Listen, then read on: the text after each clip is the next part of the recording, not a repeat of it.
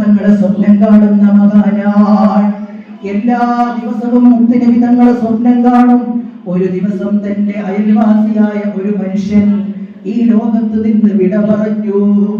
അങ്ങനെ വിട പറഞ്ഞു. അന്ന് രാത്രിയതാ ആ മനുഷ്യനെ ബഹുമാനപ്പെട്ട ശിബിലി തങ്ങൾ സ്വപ്നം കണ്ടു. ആ മനുഷ്യനോട് ചോദിച്ചു, അല്ല, എന്താണ് നിങ്ങളുടെ അവസ്ഥ? എന്റെ അയൽവാസിയല്ലേ, എന്താണ് നിങ്ങളുടെ അവസ്ഥ?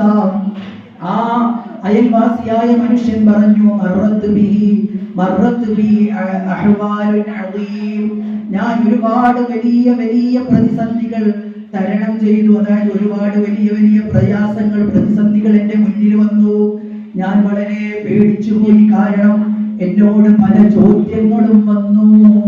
വലിയ വലിയ ചോദ്യങ്ങൾ വന്നപ്പോ എനിക്കതിന് മറുപടി പറയാൻ കഴിയുന്നില്ല. വലിയ പ്രയാസം ഞാൻ നേരിടേണ്ടി വന്നു.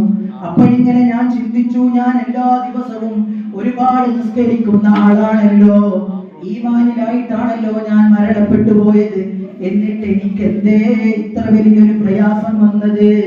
ഇത് ഞാനിങ്ങനെ ചിന്തിച്ചിരിക്കുന്ന സമയത്ത് ഞാനിങ്ങനെ പ്രയാസത്തോടുകൂടെ രണ്ട് മലക്കുകളെ ചോദ്യത്തിന് മുന്നിൽ ഇങ്ങനെ പ്രയാസപ്പെട്ടുകൊണ്ടിരിക്കുന്ന സമയത്ത്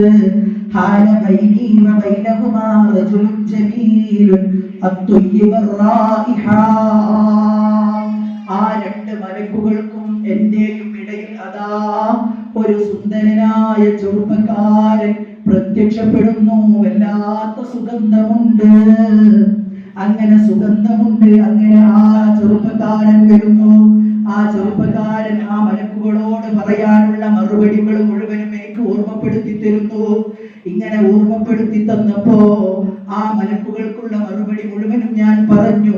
മലക്കുകൾ എന്നെ ആശീർവദിച്ചതിൽ നിന്ന് പിരിഞ്ഞു പോയപ്പോ ആ ചെറുപ്പക്കാരനോട്, സുന്ദരനായ ആ മനുഷ്യനോട് ഞാൻ ചോദിച്ചു, മൻ അന്ത യർഹമുക്കല്ലാഹ്, മൻ അന്ത, നിങ്ങളാരാണ്? എന്നെ ഇത്രയും വലിയ പ്രയാസത്തിൽ നിന്ന് രക്ഷിച്ച നിങ്ങളാരാണ്? യർഹമുക്കല്ലാഹ്, അല്ലാഹു നിങ്ങൾക്ക് റഹ്മത്ത് ചെയ്യട്ടെ. എന്നെ ഈ നരകത്തിലേക്ക് പോകുന്നതിൽ നിന്ന് രക്ഷപ്പെടുത്തിയല്ലോ, നിങ്ങളാരാണ്? അപ്പൊ പറഞ്ഞു, അന ശഖ്സുൻ, ഞാനൊരു മനുഷ്യനാണ്. എന്താണ് എന്റെ പ്രത്യേകത?